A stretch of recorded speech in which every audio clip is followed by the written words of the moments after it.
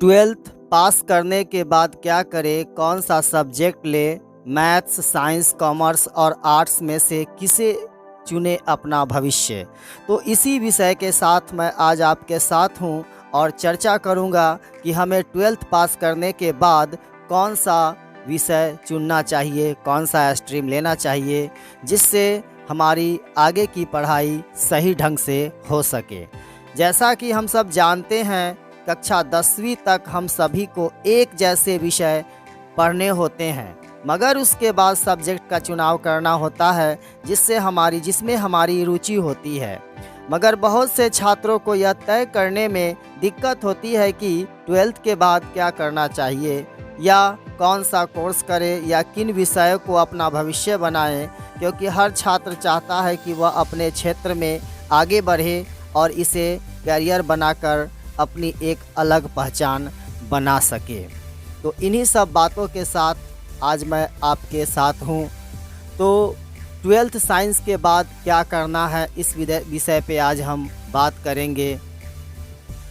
जब हम 2 साल अपने पसंदीदा सब्जेक्ट के साथ 12वीं की परीक्षा पास कर लेते हैं, जो हमारे फ्यूचर का एक टर्निंग पॉइंट होता है, क्योंकि 12वीं बाद ही हम आगे की मास्टर डिग्री के लिए अप्लाई कर सकते हैं और 12वीं बाद ही हम आगे की पढ़ाई के लिए कॉलेज में एडमिशन ले पाते हैं। 12वीं पास करने के बाद बहुत ऐसे स्टूडेंट होते हैं जो अपने करियर को सही दिशा तो देना चाहते हैं, लेकिन उन्हें पता नहीं होता है कि 12वीं के बाद क्या करें।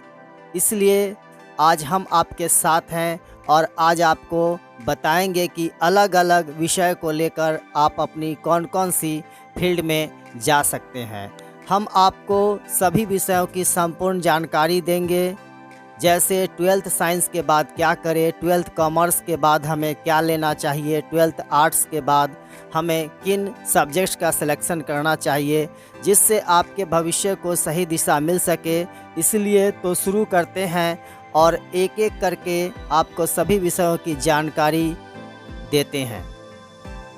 तो सबसे पहले ट्वेल्थ साइंस के बाद क्या करें, आइए इस बात को समझते हैं। सबसे पहले हम बात करते हैं साइंस सब्जेक्ट की, क्योंकि यह कॉमर्स और आर्ट्स विषय से थोड़ा ज़्यादा मुश्किल माना जाता है। इसका कारण यह है कि साइंस टेक्निकल और थ्योरेटिकल दोनों के रूप में होता है। साइंस सब्जेक्ट से 12वीं पास किया हुआ स्टूडेंट किसी भी फील्ड में जा सकता है और अपना करियर बना सकता है। ट्वेल्थ साइंस में 3 तरह के ग्रुप होते हैं जो आपको चुनने होते हैं। फिजिक्स, केमिस्ट्री, मैथ्स यानी PCM। दूसरा ग्रुप है फिजिक्स, केमिस्ट्री, बायोलॉजी यानी PCB।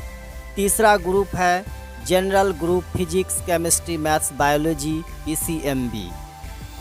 जनरल ग्रुप वाले स्टूडेंट दोनों फील्ड में जाते हैं, मेडिकल फील्ड और इंजीनियरिंग फील्ड। चलिए पहले हम आपको बताते हैं कि साइंस PCM वाले स्टूडेंट कहाँ कहाँ अपना करियर बना सकते हैं। तो ट्वेल्थ के बाद क्या करें, फिजिक्स, केमिस्ट्री और मैथ के साथ। कई विद्यार्थियों की रुचि गणित विषय में होती है, उन्हें गणित के सवाल करना बहुत पसंद होता है। ऐसे विद्यार्थी ट्वेल्थ बाद इन विषयों में अपने आगे की पढ़ाई कर सकते हैं। BTech, कई विद्यार्थियों का सपना होता है कि वो इंजीनियर बने, क्योंकि इंजीनियरिंग एक ऐसी फील्ड है जिसकी सैलरी पैकेज काफ़ी अच्छा होता है और बहुत सी मल्टीनेशनल कंपनीज़ हैं जिसमें इंजीनियर की डिमांड अधिक होती है। मगर आपका भी सपना है कि आप इंजीनियर बने, तो इंजीनियर बनने के लिए आपको BTech या BE करना होगा। यह दोनों कोर्स को करने में 4 वर्ष का समय लगता है। BTech या BE करने के लिए आपको 12वीं फिजिक्स, केमिस्ट्री और मैथ से पास होना ज़रूरी है। याद रहे कि BTech या BE करने के लिए आपको GMain एडवांस एग्ज़ाम पास करना ज़रूरी है। BTech या BE आप किसी भी सरकारी या प्राइवेट कॉलेज से कर सकते हैं, लेकिन अगर आप GMain या एडवांस एग्ज़ाम पास करते हैं जो आपको कॉलेज मिलता है, तो उससे आपको कई फ़ायदे मिलेंगे। GMain एग्ज़ाम प्राइवेट कॉलेज में एडमिशन के लिए होती है और G एडवांस एग्ज़ाम सरकारी कॉलेज में एडमिशन के लिए होती है। BTech या BE में कई प्रकार की ब्रांच होती है, जिसमें से आप अपनी रुचि के अनुसार कोई भी एक ब्रांच सिलेक्ट कर सकते हैं और उसकी स्टडी आगे कर सकते हैं। आपका इंटरेस्ट कंप्यूटर और इंफॉर्मेशन टेक्नोलॉजी में है और आप 12वीं फिजिक्स केमिस्ट्री मैथ्स से पास हैं, तो आप bachelor of science in information technology यानी बीएससी आईटी कर सकते हैं। बीएससी आईटी करने के लिए आपको 3 वर्ष का समय लगता है। बीसीए बैचलर ऑफ कंप्यूटर भी एक ऐसा कोर्स है जिसे 12वीं फिजिक्स केमिस्ट्री मैथ पास वाले विद्यार्थी 3 साल में पूरा कर सकते हैं। इस कोर्स में वही स्टूडेंट जाते हैं जिनकी रुचि कंप्यूटर प्रोग्रामिंग में होती है। बीसीए कोर्स के बारे में पूरी जानकारी के लिए आप इंटरनेट का सहायता ले सकते हैं और उस पर सर्च करके आप देख सकते हैं अगर आपको विशेष जानकारी चाहिए तो। 12th बायो के बाद क्या करें? अगर आपने इंटर फिजिक्स केमिस्ट्री और बायोलॉजी से किया है और आपकी रुचि बायोलॉजी में है और आप एक डॉक्टर बनना चाहते हैं, तो आप कई प्रकार के मेडिकल कॉमर्स कर सकते हैं, मेडिकल कोर्सेस कर सकते हैं। हमने आपको कई महत्वपूर्ण जानकारी दी है। इसके अलावा आपको अगर डॉक्टर बनना है तो सामान्य अध्ययन करना होता है जो 200 अंकों का होता है। आपकी अंग्रेजी अच्छी होनी चाहिए, मैथमेटिक्स भी अच्छी होनी चाहिए, लैंग्वेज पे आपकी पकड़ होनी चाहिए और आपका कम्युनिकेशन स्किल यानी बातचीत करने का ढंग अच्छा होना चाहिए। हाँ, तो दोस्तों हम आपको बता चुके हैं कि 12th साइंस पास विद्यार्थी किस किस फील्ड में जा सकता है। वैसे देखा जाए तो साइंस वाला विद्यार्थी हर फील्ड में जाता है, लेकिन सब उसकी रुचि पर निर्भर करता है कि उनका इंटरेस्ट किस चीज़ में है। 12th कॉमर्स के बाद क्या करें? अगर आपने कॉमर्स के विद्यार्थी हैं आप और आपने कॉमर्स ले रखा है, तो आपके लिए सुझाव हैं कि आप अपना करियर इस फील्ड में बहुत बेहतर ढंग से बना सकते हैं। कॉमर्स एक ऐसा विषय है जो 10वीं पास करने के बाद सबसे ज़्यादा लिया जाता है। इसका एक कारण यह भी है कि कॉमर्स वाला विद्यार्थी टेक्निकल और मेडिकल फील्ड को छोड़कर बाकी की फील्ड जैसे बिजनेस, फिनेंस, अकाउंटिंग आदि में जाने की रुचि रखते हैं। चलिए हम आपको बताते हैं कि 12th कॉमर्स पास विद्यार्थी और किन किन क्षेत्र में जा सकते हैं। सबसे पहले तो आप सीए की तैयारी कर सकते हैं, यानी कि चार्टेड अकाउंटेंट बन सकते हैं। 12th कॉमर्स पास विद्यार्थी के लिए सबसे अच्छा और सबसे उत्तम कोर्स तो वो है सीए का कोर्स।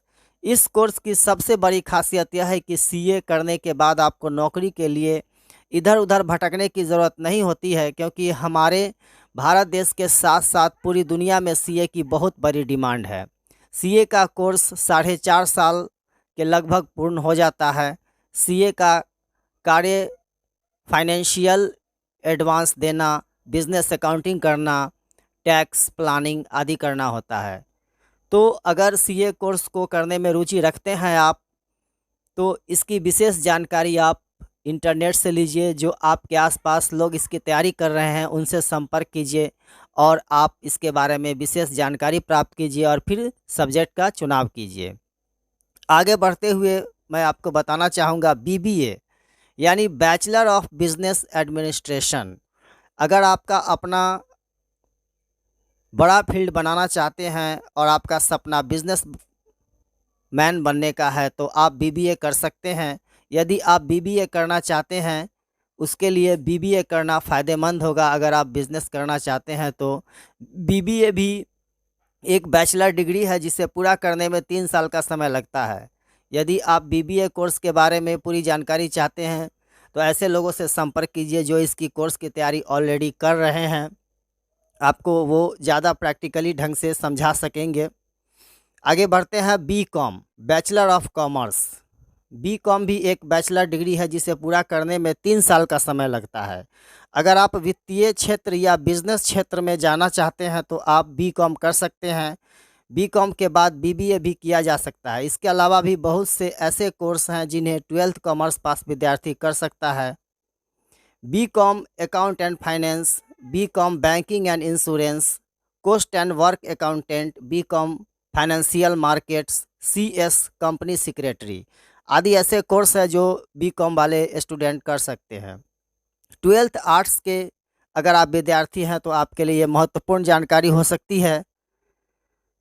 12th के बाद ज़्यादातर किए जाने वाले विषयों के बारे में लगभग आप जान चुके हैं।